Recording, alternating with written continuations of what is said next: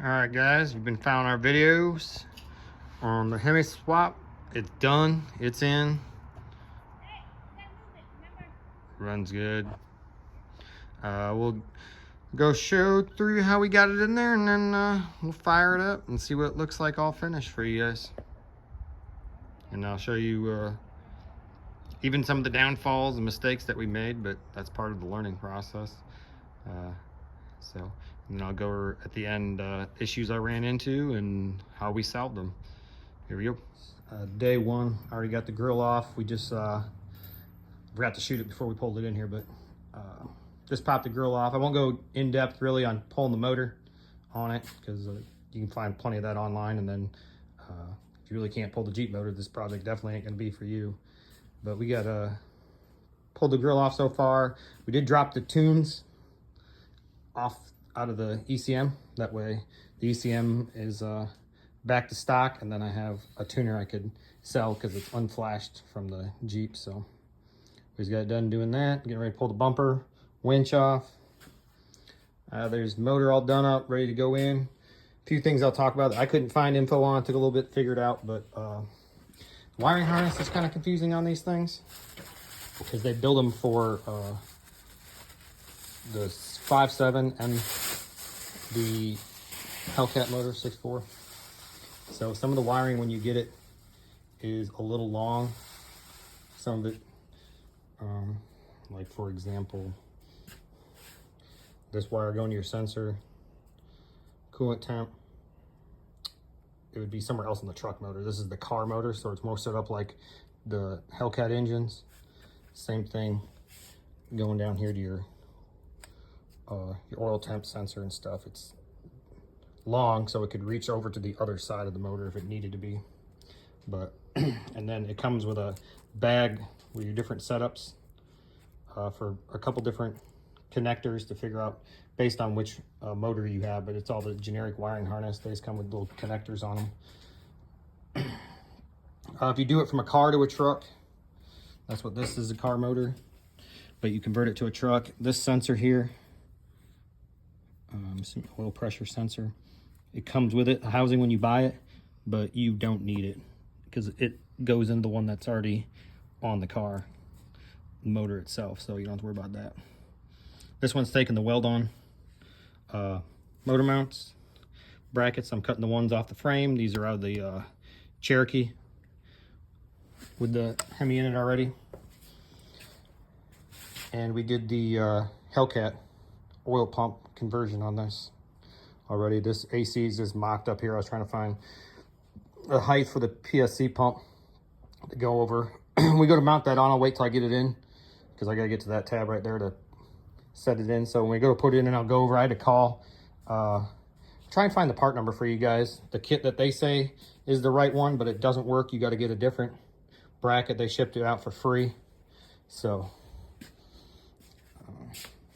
when we go to put it in, I'll try and remember. I'll see if I can find the part numbers of what the actual Hemi JK one is, but the spacers aren't right, so they had to send a different one. But all right, I'll get back to you once we start mocking everything up and go over any issues we find so we can work them all out. All right, it's out finally. Longer than planned, but we got about, embarrassed to say, almost 6 hours into it to get it out. Way longer than anticipated, but it sucks not doing it on the car lift. Laying on the ground floor takes way longer.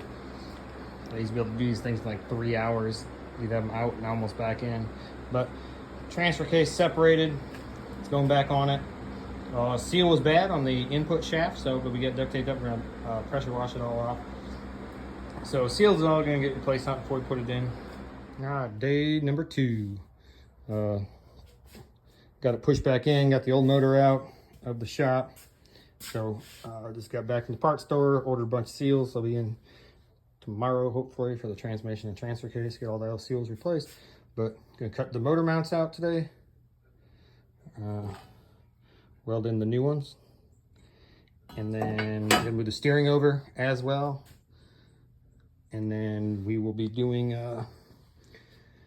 So this is the manual. I got to see about the master cylinder, if I can just buy the new top or the new reservoir to convert it, because they decided not to make a reservoir for the clutch. They just tie into the brake one. So I'll either be putting a stopper on that, or I'll just replace it with a new one if I can just buy one for automatic transmission. So that's where that's at. We got the shifter tore apart on the inside, the floor piece. I got to cut a tab off, weld where the shifter hole used to be through the floor, close that up so that it can be converted to the automatic transmission. So that's where we're at. I'll get back this evening, hopefully, and see what she looks like. All right, dilemma number one I've ran into is the AC compressor. I was afraid I was going to have an issue with it, but Jeep Speed Shop on their website and their YouTube videos, they're running truck compressors, and AEV says that you can run the stock Jeep compressor. So there's the stock Jeep one. I followed AEV's instructions and grind the back of it off to make it flat. And they call for a spacer back there, which you can see right there. It will require one back down in there to get it tight. So I'm like, oh, okay, everything's working good. And then I get it on there. I'm like, well, that's not right at all. You can tell that pulley sits in a ½ inch farther in that compressor. So you can, at least with the car one, you cannot use the stock Jeep compressor. So already ordered a truck compressor, so it should be here this afternoon, and hopefully it fits. We will see. I'll show you guys how to do the steering on these things, on your Hemi, to move it over. This is the bracket you're gonna get with your kit. It's gonna move it over. Top two. There's the hole right back there. So this is gonna go in there after you cut it and bolt up there to the studs, and then it moves it over onto this, like so.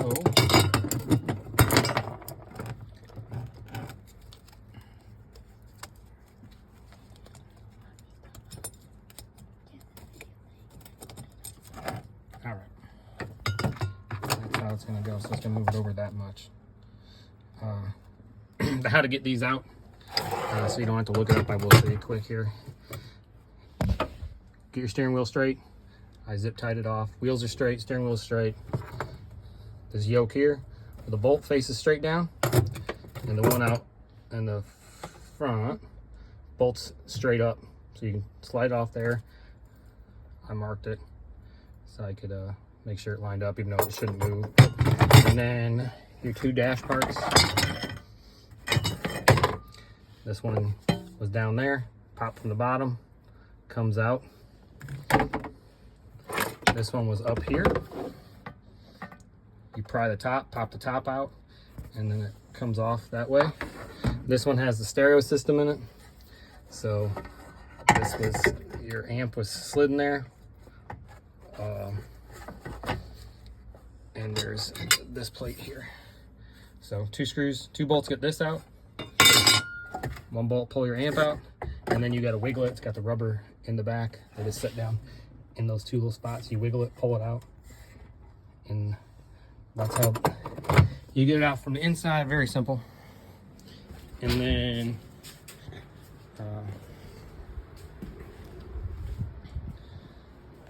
haven't cut it yet, so you can see it when it's marked up. So it's gonna move over that way. So you line this up roughly. Your bolt hole, nut, mark it, and take your trusty die grinder or a deburring tool and grind that thing out.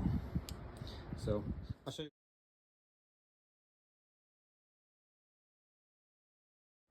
All right, I'm gonna show you the motor mounts from Jeep Speed Shop. AEV has the same ones. This kit's older, a couple years old, so they got different styles now. They got bolt-in ones where they use the stock location. These were the weld-in ones that I had bought a few years ago for this kit. So after, I'll just show you, because a bunch of people show you and they're like, oh, go back to this video, but for the location on them. So you clean them all up, take your old ones out, pretty straightforward there.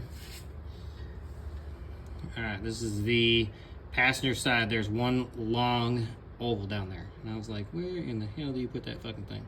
But, so after watching the videos, you line it up with the oval from the factory slot, and you want to put it all the way forward towards the front of the Jeep is for a Hemi. If you slide it all the way to the back, it's for an LS motor. So all the way forward for your passenger side. 2 bolt holes. The car motor, the LX, the truck Hemi, and the car, the LX, I guess, is the same spot for the LS. So you're doing it, you got these for your LS, you slide them back, use the top. Hemi is forward, top is the LX for the car, bottom hole is for the truck. Driver's side, 2 holes. Same thing, it's forward for the Hemi. Let me see if I can get in there for you. So there's 2 holes. Hemi, that's what I'm lining up, the bottom one right there. Hemi, right there, LS. So forward on your Hemis, on both of them. And that'll take care of those. We'll weld them up and move on to the next part of the project. All right, day number 3. We finished welding the brackets, ran out of wire late last night, so I got wire, welded the motor mounts in, and painted in there. AC issue, I got the one for the truck, 2009 1500. It was actually too far, so I don't know if the charger for some reason came with a 6.4 liter accessory drive. I'm not sure. Got a compressor from the Cherokee with the so it'd be a Trackhawk edition with the Hellcat motor in it, 6.4, and it actually lines up fine. The only issue I'm going to have is the AC lines they sent are for the 3.8 liter compressor. So this is going to come down here, but the problem is the bolt is on the wrong side. The 3.8 is up there. So I'm just going to cut that off, spin it around, TIG weld it back on, and we should be good to go for that. We put it in, I was going to put the transmission and transfer case on the motor and stick it all, but I want to do a test fit to see about. We ended up taking the AC off compressor because I haven't cut it yet, haven't modified it, so I want to make sure I needed to. And then we actually ended up saying a lot of cuss words to get that motor in there with the headers on it. So I'm glad I didn't. We would have never got, we had to actually take the motor mounts off the block, put the motor in, and then drop it down in there and then bolt them back up. I'm gonna show you guys something here. I had to watch some videos at Speed Shop to get these headers to fit. These are his headers from Jeep Speed Shop headers. So this side actually had clearance. The motor's laying back because there's no transmission, so it's set up like that. It had clearance. That side was hitting. So I watched his videos. He said they shave them, so that's what I did. Shaved it the least amount. So we will see if that's enough or not here. Hopefully it is. It's sitting up like that. If not, I'll cut a little more off. We'll see once we get the transmission in what it's like. So, we use the, so these are his older ones. So upper mount is for the LX motors. But, so we're at on day 3 so far. We'll keep plugging along. We gotta knock that out for the automatic transmission. This I'm not going to cover. I'm just going to put the other plate with the insulation around it and just cover it up that way. So let you know when we get the transmission in. Is day 4, important lesson learned. Since this was a car, an LX motor that came out of a Charger, apparently they run SRT8 torque converters, I come to find out. So after messing around trying to get the transmission to mount, it would not go in because they have this, so it would be like that up inside there. So it was too small. There's a sleeve that's put in there. So yeah, after messing with it and couldn't figure out why it wouldn't go slide in the last bit, but see it's the exact same size as the torque converter. So welded a nut into a washer. I didn't have a real big bolt and washer, and then put that on there, ran a 1/2-inch bolt through there and just sucked it out. So lesson learned on that one. Getting a day 5 so far. Accessory, got the accessory drive all mounted. Modified the power or the AC pump compressor. I still gotta make the top bolt to go in there, but get the PSC power steering pump. Still gotta plumb the last line coming off the pump down to the gearbox. All the wirings, dual battery boxes in, all the wirings pretty much wrapped up. There's the pin set you gotta add up here to this one. You gotta add 2 wires to it, tie it in there. That's taken care of. Fuel lines ran. Transmissions in. The pants down there. New filter and fluids in it. Training mounts built for the cross members. Got to finish sticking that in. And put that in, set the transfer case, and then see which way I got to move it all.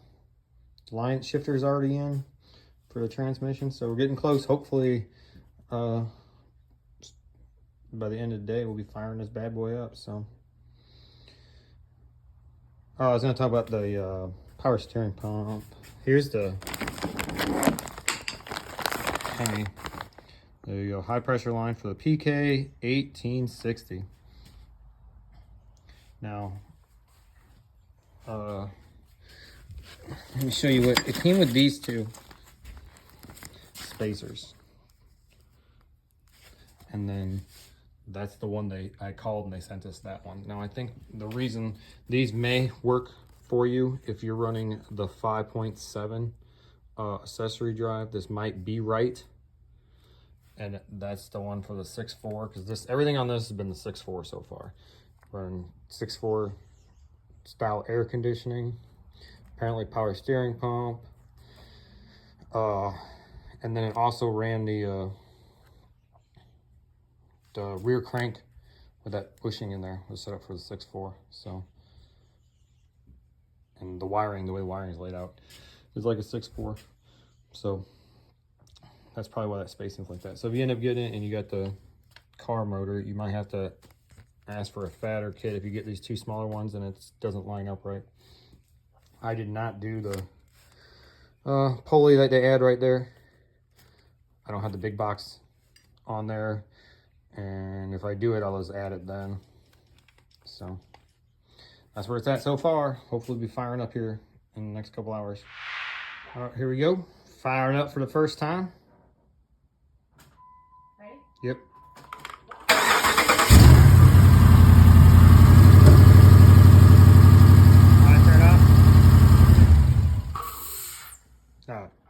I'm joking, we already tried. I'll put it in there. It cranked and cranked. Motor had been sitting for 3 years.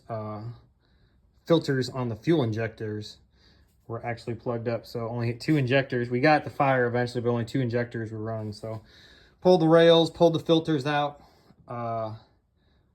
It's almost $800 for new injectors, so $35 ship, 2-day express ship. So we'll have the new filters for the injector, but pulled the filters, cleaned them all up. They were all pulsating like they're supposed to. So it's where we're at. We do have there's a slight noise. Sounds like coming from the torque converter.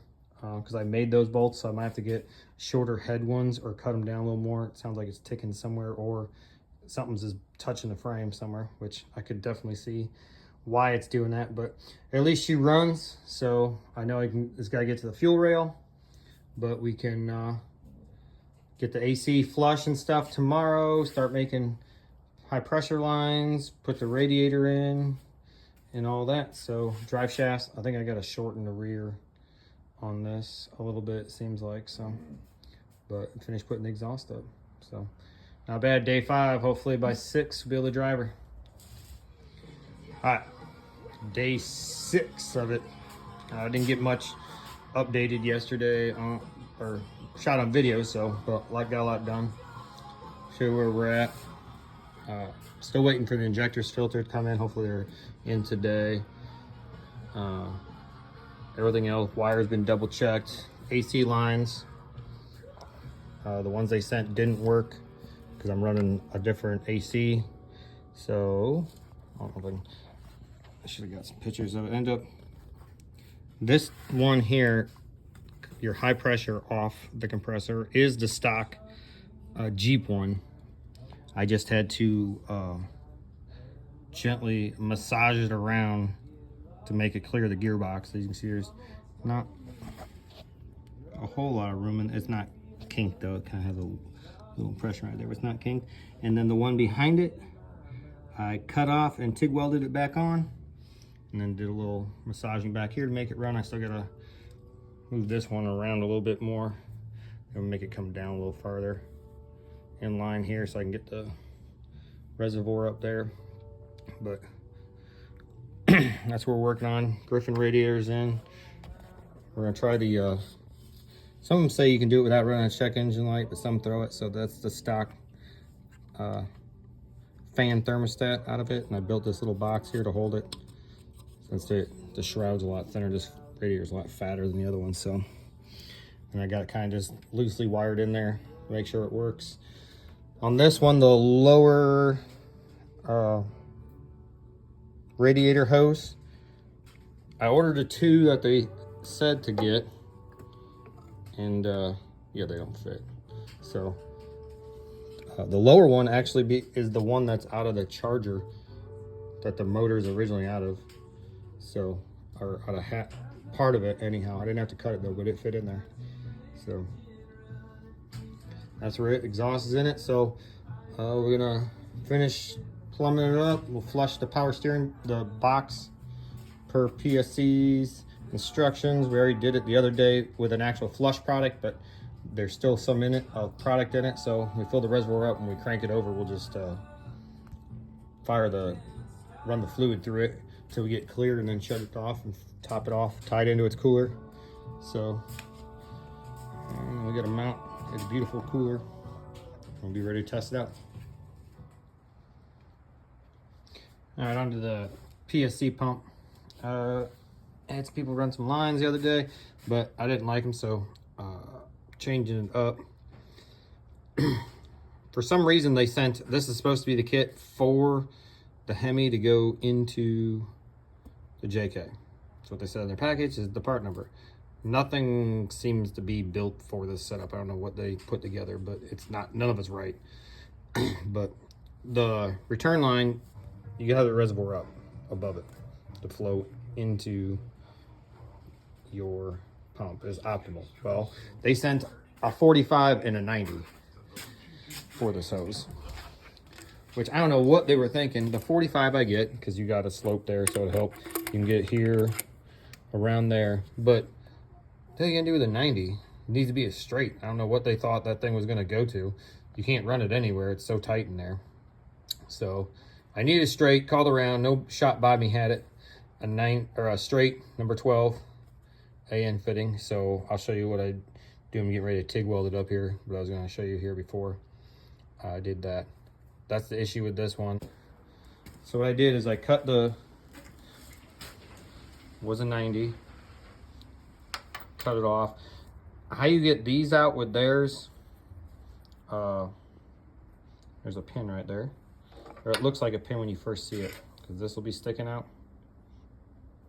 This is the wire that guides around this sleeve, or this spot here, so it holds it on. So I just got a little chisel, got started coming out, and then grabbed a pair of vice grips and then pulled that out. So I could take this off, cut it off, ground a 45 into her. If we use this bolt to squeeze it, center it, put on the vise, TIG weld this around, and grind it flat. I was concerned if I didn't have the cap off there, I didn't know if I started welding next time, I didn't want to get into it, and then I'd have to cut it free, and might look like garbage, but I think I can get this go, make it straight. The only reason I'm doing this, nobody had one. I want to get this thing fired up today. We got the hoses are in, radiator hoses, that's done. I had to make a splice to rotate these, so this is a, there's your part number from O'Reilly's, and then cut about a piece out, 3-inch piece out, and then rotate it and put a splice in there. So, but she lined up. All right, so talk about the radiator hose here. I originally showed you the part number for one. I'll show it to you, just so it's not like I'm putting this all together and it actually works itself out. That one didn't work. It fit fine, but when it came time to mount the air system, it hit it. It was way out here. It was past that, so it was already hitting it. So there's no way I could have got the tube over there. So here's what I did. I took the little short piece that I already had cut off, and then this was part of the radiator hose from the charger. I cut it off because it swooped down like less than a 90, I guess you'd call it. And then I took the thermostat housing, cut it off, angled it, and then welded it back on there. So it's angled over this way. It was straight, so it's angled this way some and up some. And then now it fits really good. All right, day number 7 working on this thing. Where we got so far, I think everything's about done. Radiator's in. We just mounted the overflow or reservoir. Made those brackets for it. Power steering's in. PSC's all done. Bled. Last night fired it up. Put the antifreeze. Bled that out. I'll show you guys that made that custom thermostat housing for it. Coolers are all in. Had about 10 codes pop up last night. We fired it up. I'm a mass airflow sensor, so this is just housing for the out of the 3.8. Plug that in just to get rid of that code. We're working on. I gotta change what they sent there. Weld a different bung for a hose because this one is a smaller size. Going from there, that's got to go over there. So I'm gonna cut theirs off. Weld a new sleeve in so it'll accept the hose. Same hose size. The transmission for some reason is in limp mode and will not get out of it, and shooting about 5 to 6 codes to keep it in limp mode. One of the big one is the P0822, I believe, or 882. No power to TCM, so I gotta get with Jeep Speed Shop. They're supposed to call me this afternoon so we can work on that and to figure out what's going on it. I pulled the box. I got power. The fuse is good. I got power of the relay. Swap relays around, still doing the same thing, but it automatically goes straight into 4th instead of in the drive. When you put it down in the drive, it stays in 4th the whole time. But also, for some reason, the PCM's throwing a code for the intake door. 2 codes on it, which is on the back of the intake. The wires there, which these are all generic wires, so of course it'll be there, but those are for the truck motors, not this is the car LX. So, and he knew that, so it shouldn't even be in the program to even tell it to do anything with it. So that makes me wonder if there's a programming issue with the transmission as well, since I'm getting power through that sensor. And all the wiring's brand new, so it's not like it's gonna be a fault or anything. It's either in the transmission or in the PCM, and this transmission's only supposed to have like 40,000 on it. So, but who knows? Junkyard transmissions are what they are. But work with it, and we will get it figured out. That's where we're at. We're gonna keep working on the buttoning the little stuff up, get this intake done, and we can go from there. All right. Where we're at now, got the phone with Todd, Jeep Speed Shop, which it is nice that he's the one that calls you, so he can work it all out with you, any issues. Which it's kind of what I was thinking was this was a manual transmission, and now we put an automatic in it, so there's no power wired to go down to power the TCM. So he told me what wiring harness to move around, what pin. He's gonna send me the wiring harness I need that they built for doing this. I plugged one, I wired it hot, a switch hot, and still stayed in limp mode. But new code P0883. 2 is low voltage, so no voltage when it calls for it. 3 is it's already got voltage when it calls for it. Which, why does it have voltage when it called for it? Because I just wired it to the key and it itself didn't call for it. So until I can get a schematic to know where, or his wiring harness to where it goes in, that issue may not get fixed. Tried looking online, kind of tough to find. I've got the wiring diagrams for the 545 RFE. This is a 65 RFE. So until I can get that pin layout to know what pin I need to wire and where to wire it into the TIPM, the exact pin set for the TIPM, I can't achieve what the PCM wants it to do. But other than that, worked out well. Rewelded this, made it smaller. There's a new smaller fitting. It's actually a sleeve from my razor, I think. Bushing on a steering of a Polaris razor. But hopefully, she sounds good though. Hopefully we can get this transmission, because she's fast in reverse. So hopefully once it gets in the first gear, it'll be really cool. All right, if you watch it this far, the video, all the way to the end, here it is. I'll show it to you. Like we said, it's in. You saw it going in. You get to see the final look of it.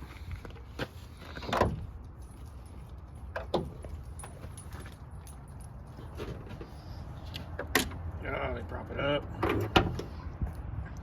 And there it is. 5.7 liter. In, finished, done. We still got a few small things just to button up or make it look a little more professional install job, but she came out good. This is one of the reasons we went with a car motor, the VT, or sorry, not VT, LX. So if you hear me saying it's LX, not LS, even though you can use some of the parts to make it, but this the LX motor. So you end up with this, this is your engine cover. If you did the truck, you'd get the ones that just go over the valve covers, is what you'd end up with. So, and I'll be honest with you, this is, like we had talked about before, this is the PSC pump, or steering kit from them. And there's the mounting bracket back there. Right here comes from them, bolts up to your master cylinder. Same thing on the other side. I don't know if you would get them in there. It's tight down there. So I don't know, something to think about if you go with the truck one, is getting those valve covers on there. But that's what it looks like. We'll fire it up.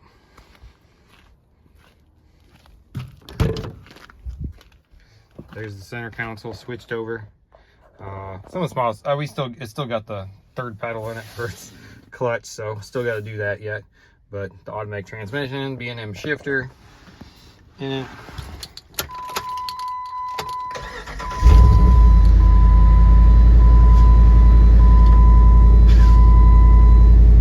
There you go. It does have the traction control, stabilizer, that's got to get calibrated out.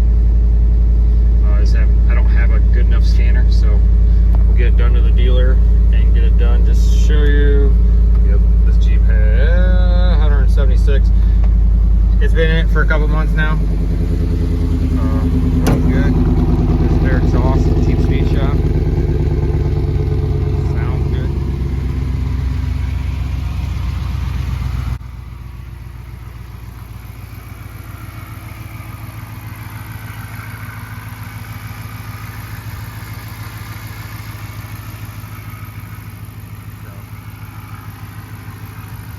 There it is. Will we do it again? Yes, in a heartbeat. You do the math on these things, and the junky 3.8 that came in them,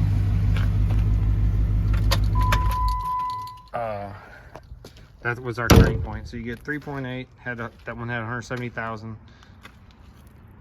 plus miles on it. Probably on its last leg of actually running. Amazed it lasted that long. I'm sure it had a spun bearing in it somewhere. But so you're at 5,000-6,000 to have it sent off up out of Utah, Colorado area, to have it done into a stroker version, set up for a supercharger or a turbo setup, and then you put another 5,000-6,000 into that setup, so you're at 10 plus, and you're still only producing, you know, 2/3 of what this motor does for 15. You can put this in there. So you do the math. For a little bit more money, you got V8 power, new transmission going. Well, this had the manual in it, so we never had an issue with that, but going to the automatic behind it. But it's all brand new, and you can save some money. I mean, you don't have to spend quite as much as we did on the kit. I mean, if you steer clear of this radiator, that'll save you $2 grand. You don't have to run the PSE setup. That saves you $800. You start nitpicking it, you can save a bunch of money. So but yeah, I'll throw some things in. Like I said, I got the manual to automatic conversion. That's one I had spoke to Todd, Jeep Speed Shop. We went around on it. What he told me, he said it's been a while because they're running the 8-speed conversions in it now. So I'll show you guys where it's at on the thing. The issues I was having with it and how I fixed it, so to get it right. Not that I did anything wrong, I just put the wiring harness together like it was supposed to be. So, but this is it. Do it, definitely do it. If you're if you've never done an engine swap on anything ever, this is probably not the one you want to do it on it. This is if you've never done engine upgrades, but you've done a bunch of motor swaps, I would say you're okay. If you're not familiar with any part of it, this is not for you. Just pay somebody to do it. But if you're very mechanic inclined, you have all the tools, specialty tools needed, this is a fun project. We did it 7, 8 days into the whole thing, and it was in. So good deal. Fill you guys in. We have more issue, but yeah, big shout out Jeep Speed Shop for their setup and their cooperation. If you got any issues with yours, you can give them a shout and they'll walk you through it. Until next time. All right, I'm gonna show you the last part. The most difficult we had this install was the wiring, because the instructions are, you pretty much don't get any instructions for doing these. It's just a basic outline of what you change and stuff, but I did not get the instructions for this, which made it difficult. But then I found these, and then there was some confusion. I will go over that. This is from AEV's website. It's the same information that Todd at Jeep Speed Shop told me, and this is where the confusion came in. We had problems with the computer not getting wiring or power on the transmission, the TCM. So this is what he told me to do, is moving this, adding this wire. So it's out of your C25 and or pin 25 out of the C100 plug, which is up on your firewall, to the C2 plug on your TIPM to cab 26. I did that, added a wire in there, and I still didn't get power, which he said not to worry about the other wire because AV said the same thing. Let me see. To reassign the backup lamp wire from the manual transmission to the automatic. Turns out that wire actually has nothing to do with reverse. They've relocated it. I don't know if it's badly phrased right there, but reverse lights already worked anyhow, because I even tried it before I did this, but this actually repins it to be your signal wire from your PC, your main computer, your PCM to your TIPM is what this one does, and then this one is to TIPM to the TCM down the transmission.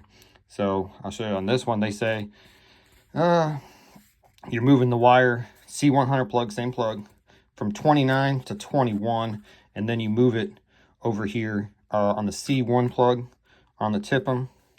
Take the 7 and you're moving it to 10. So it has nothing to do with reverse, even though it says to reassign the backup lamp wire from the manual transmission to the automatic. It has nothing to do with it. And to show you, this took a while to find, but so let's see if I can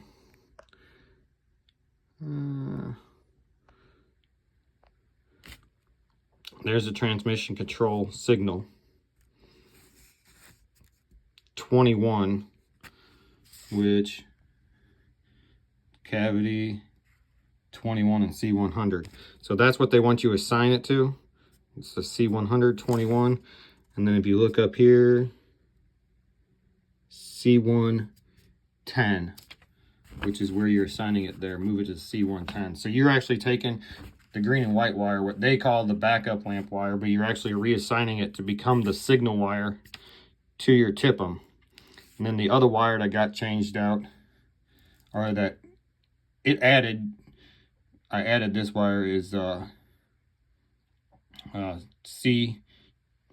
again, cavity 25, and then TIPM C2 26.